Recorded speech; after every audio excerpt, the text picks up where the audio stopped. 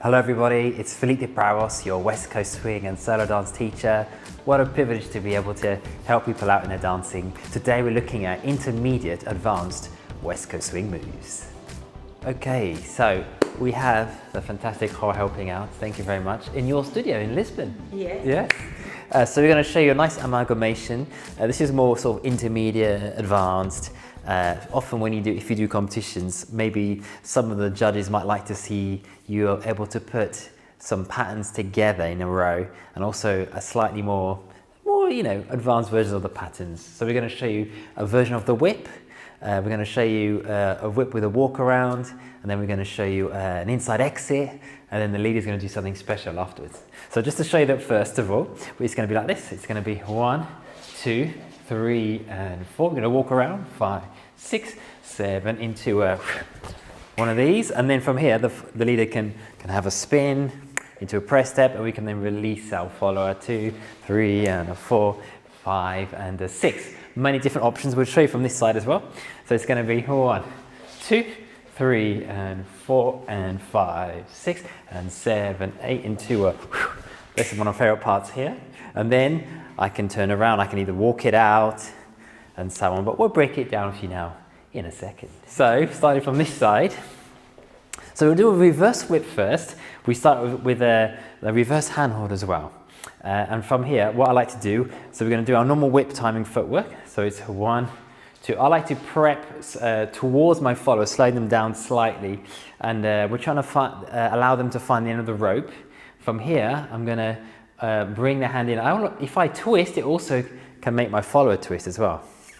Bear in mind as well, I've got an injured back, so I'm not going to be stretching as much as I normally do, or doing certain things, which maybe you notice that. So here, and now I'm going to do the reverse whip. I'm going to throw the hand towards the right and catch the follower's back.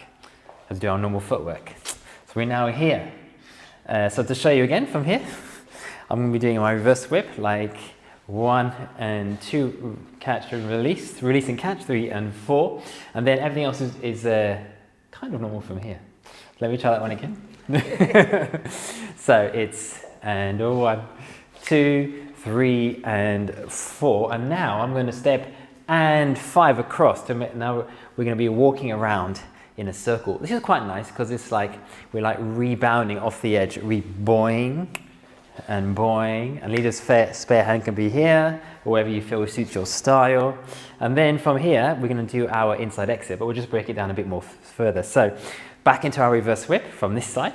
We're going to be going 1, 2, and by bringing the hand towards my follower, it's bringing one hip back, and that's going to bring now, that's like a prep. So then now we're going to release the energy, and that hip comes forwards.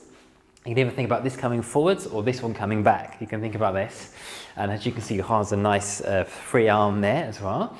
And so I'm going to release. We're here on 2. I tend to go in front on 2, but there's many options. You can step behind on 2 as well. I come towards my follower, but if they're super fast, you might have to go backwards twice, like if they come towards you a lot. So we're here on 2. They're filling the space, so like filling the edges. And then I'm going to release and catch as we continue our footwork. So it's 1, 2, then it's 3 and 4. But now I'm going to shift and 5. And using this nice shaping of my body is going to help direct our follower. And 5 and 6. You can go as long as you want. And 7 and 8, for example. And now I'm going to do a step and step, switching shoulders now. So we were here, sorry, I'm going to step and flip my shoulders, and then this hand I'm going to bring through the middle, and this hand might help to guide as well because it has the connection with the body, so it has more priority in the connection. And then bring them through here, catch the follower. So I like to keep my rope quite short to catch the follower. If it goes too far, the follower might go too far backwards. So we want to catch them, and then from here, if you want to, you can choose how far you want them to go. So that's our catch, and we're giving this away energy. It's a nice shape as well, so I'm kind of facing here, they're facing there. I will tend to do this if the judges were there. I'll try to face my judges. And then from here, just to show you that again actually from the beginning. So we're doing our reverse whip. So it's a 1, 2, 3 and 4 into our redirects. 5, 6, 7, 8 step, and then release our follower. And then from here, I'm going to step But once I place this here, followers, you now have a magnet. You're going to keep that pressure there as I turn around. And now I can either catch here, but I'm going to go a little bit more over rotate. And then from here, we can go to a press steps, but I'm going to try and make sure my follower goes backwards so they have released their hip. And now we can go into our next move, which might be a left side pass in this case. So that's a really nice amalgamation of moves. And let's go to the followers footwork as well. So followers, we'll do this together as well, Mijo. So we can reverse whip, you're turning the other way. So we're coming forwards on. Let me see if I fit in the screen. Yes, I do. So followers, when you come forwards on 1, and then 2. Now we're going to be turning our right hip forwards, left hip backwards for 3. And as this hip is going backwards, I'm releasing the knee. And then this comes forwards on 4.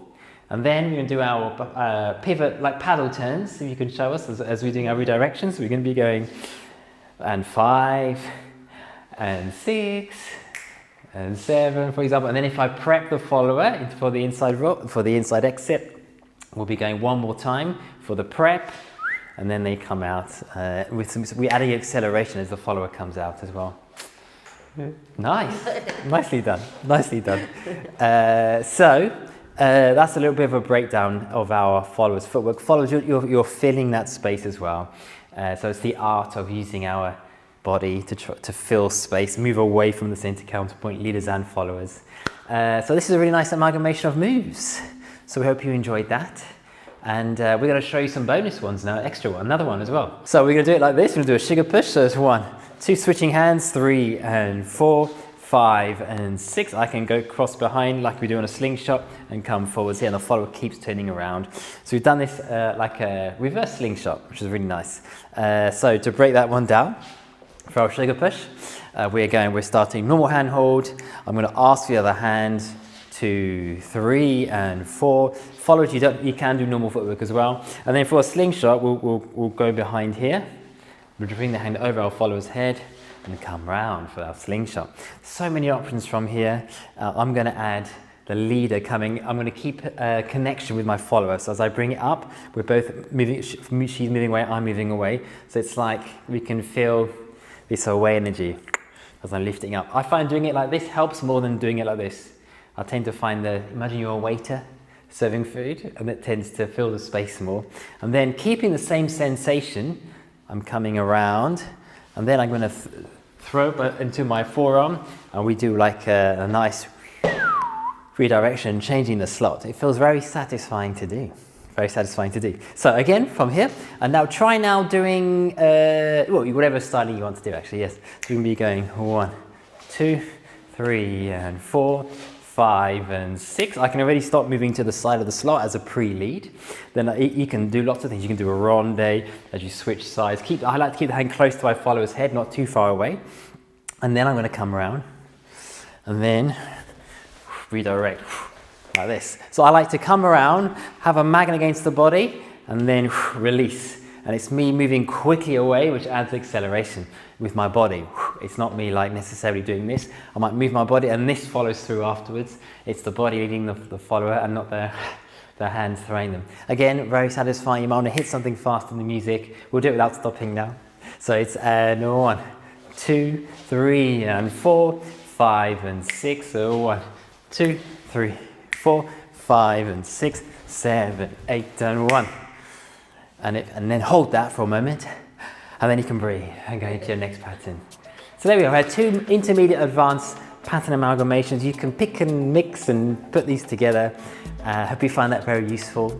I've hopefully got a video, if it's come out by now or it's going to come out, talking about my back injury. So if I'm not my usual self, it's because of my back.